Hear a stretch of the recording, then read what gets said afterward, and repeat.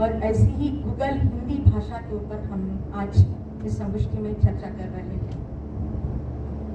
हिंदी भाषा किताबों में सिमटी थी, लेकिन वो आज सभी के मोबाइल पर मुस्कुरा रही है, सभी के मोबाइल की स्क्रीन पर मुस्कुरा रही है। पहले हम गुरु बिना ज्ञान नहीं, ऐसे ही हमारे समय में होता था। और आज का छात्र कहता है कि गूगल बिना अभी सब कुछ वही है, ज्ञान गूगल बिना ज्ञान नहीं है। परिस्थिति बहुत बदल चुकी है। हमें ये सोचना पड़ रहा है कि आज का छात्र जो कक्षा जो है वो कक्षा की जगह यूट्यूब को चाह रहा है।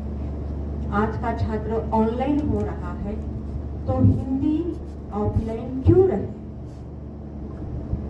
हिंदी भी ऑनलाइन होनी चाहिए। हमारे एक समय में हमारे प्राध्यापक कक्षा में आते थे, हिंदी पढ़ाते थे और हम उसे याद करते थे और परीक्षा में वो लिखते थे। लेकिन आज के वास्तविक स्थिति में बहुत बदलाव आया है। आज का जो छात्र है वो कंटेंट क्रिएटर बन गया है और प्राध्यापक जो है वो मेंटर बन गया है, गाइड बन गया है, और हिंदी जो है एक डिजिटल स्टार बन गई है।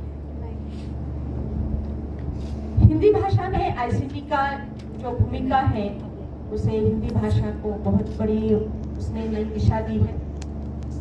स्मार्ट क्लास है, यूट्यूब है, पॉडकास्ट है, गूगल फॉर्म है। इन सभी तकनीकी ने हिंदी की एक नई पहचान इस विश्व में दी है।